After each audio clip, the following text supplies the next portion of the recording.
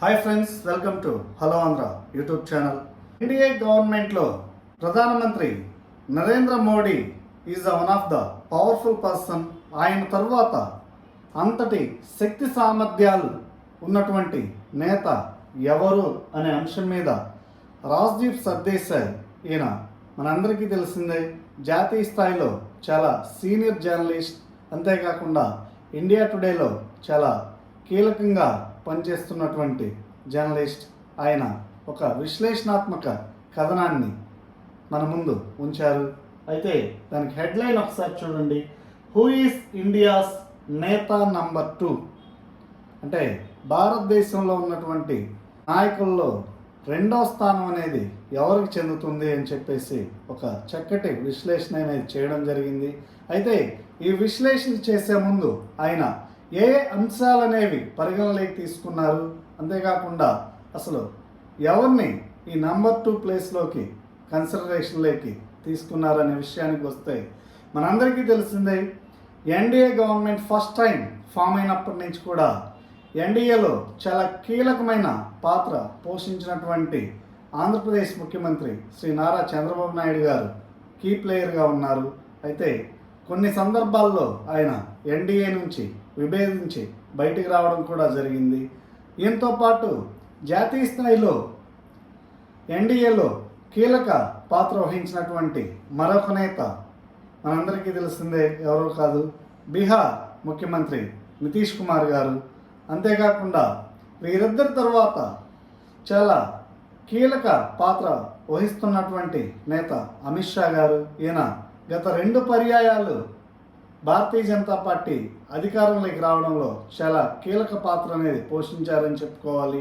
అంతేకాకుండా ఆయన నరేంద్ర మోడీ గారి తర్వాత చాలా కీలక నేత బీజేపీ పార్టీలో అని కూడా చెప్పుకోవాలి.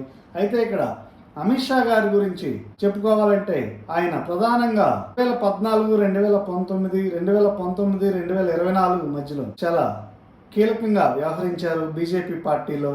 అయితే 2024 సార్వత్రిక ఎన్నికల తర్వాత ఆయన పాత్ర అనేది బీజేపీ పార్టీకే పరిమితం అయిందని చెప్పుకోవాలి. ఎందుకంటే 2024 ఎన్నికల తర్వాత మనందరికీ తెలిసిందే, బీజేపీ సొంతంగా మెజార్టీ స్థానాలు కైవసం చేసుకోలేకపోయింది. భారతీయ జనతా పార్టీ ప్రధానంగా 2 వ్యక్తుల మీద ఆధారపడి ఉందని చెప్పుకోవాలి. వీరిలో ఒకరు నారా చంద్రబాబు నాయుడు గారు, రెండవ వ్యక్తి నితీష్ కుమార్ గారు. అయితే వీరిద్దరిలో ఎవరు మోస్ట్ పవర్ఫుల్, మోడీ గారి తర్వాత రెండవ అతిపెద్ద నాయకులు ఎవరు అనే అంశం మీద కొన్ని అంశాలని పరిశీలించి చివరికి నారా చంద్రబాబు నాయుడు గారే the most powerful person in NDA అని చెప్పేసి రాజ్దీప్ సర్దేశాయ్ గారు చెప్పడం జరిగింది. ఒక్కసారి ఆయన మాటల్లో అసలు ఏ అంశాలనేవి పరిగణలోకి తీసుకున్నారు అనేది చూద్దాం. Who is India's Neta number 2?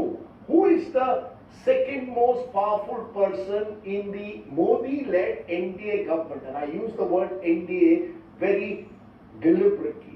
You see, Modi ji, despite what happened in the general elections, remains Neta number 1, 3-time Prime Minister. Who else? For you could argue that for long, Amit Shah has been Neta number 2, despite being downsized by the election results.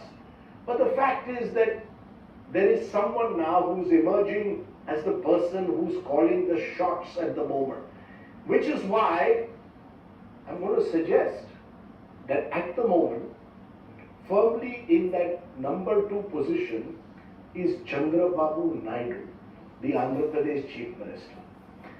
As we've seen just in this week's union budget, Mr. Naidu has ensured a bonanza for his state of Andhra Pradesh.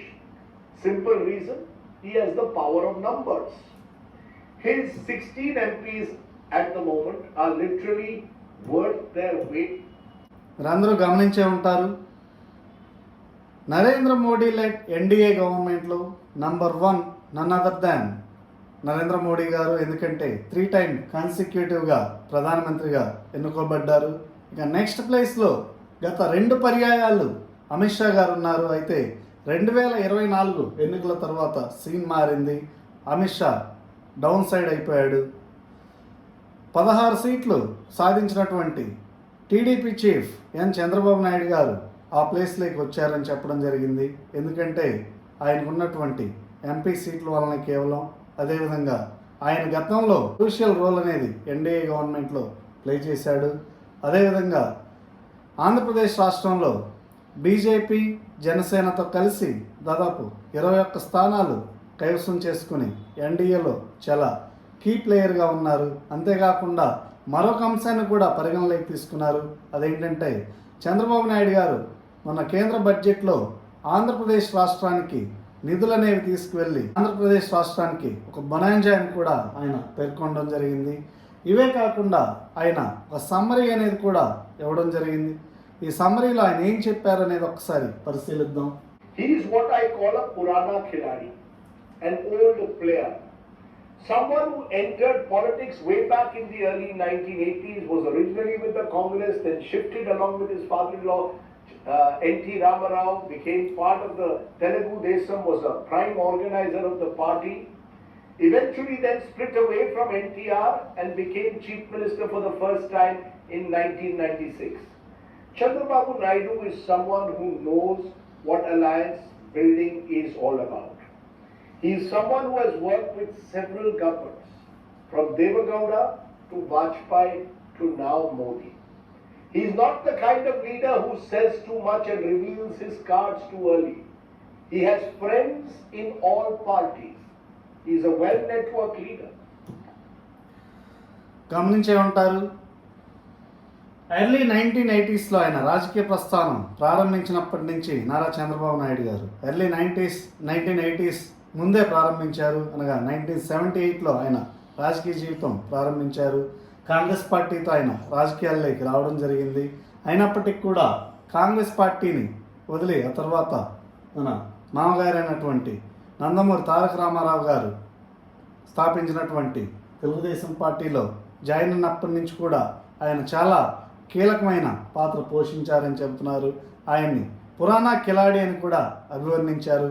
Purana కిలాడి అంటే old player అని, అంటే ఎప్పటి నుంచో రాజకీయాలు నడిపిస్తున్న వ్యక్తిగా కూడా అభివర్ణించారు. అంతేకాకుండా ఆయనకి అలయన్స్లు అనేవి ఎలా బిల్డ్ చేయాలి అనే అంశం మీద కూడా చాలా అవగాహన ఉన్న రాజకీయ నాయకులని కూడా అభివర్ణించారు. వీటన్నిటితో పాటు ఆయన ఎప్పుడూ కూడా ఆయన ఒపీనియన్స్, వ్యూస్ అనేవి చాలా ఎర్లీగా చెప్పరు. ఆయన చివరి వరకు వెయిట్ చేస్తారని కూడా చెప్పారు. అంతేకాకుండా ఆయన గతంలో దేవేగౌడ గారిని కానీ వాజ్పేయి గారిని కానీ ప్రధానమంత్రులుగా చేయడంలో చాలా కీలక పాత్ర అనేది పోషించారని కూడా చెప్తున్నారు. వీటన్నిటితో పాటు ఆయనకి అన్ని పార్టీల్లో కూడా చాలా మంచి మిత్రులు కూడా ఉంటారని కూడా ఆయన చెప్పడం జరిగింది. ప్రధానంగా చెప్పుకోవాలంటే గతంలో ఆయన కాంగ్రెస్ పార్టీతో అలయన్స్ అయిన సందర్భం కూడా అభివర్ణించారు. ఆ టైంలో మహాగఠబంధన్ పేరుతో 2019లో నరేంద్ర మోడీ గారికి, అమిత్ షా గారికి వారిద్దరిని కూడా చాలా ఇబ్బందులకు కూడా గురి చేశారని చెప్పుకోవాలి. అయితే వారి అదృష్టవశాత్తు 2019లో వారు అత్యధిక సీట్లతో గవర్నమెంట్ అనేది ఫామ్ చేయడం కూడా జరిగింది. But he is also someone who knows he is a well-networked leader.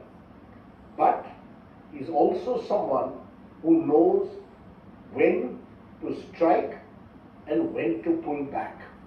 And it is that quality perhaps.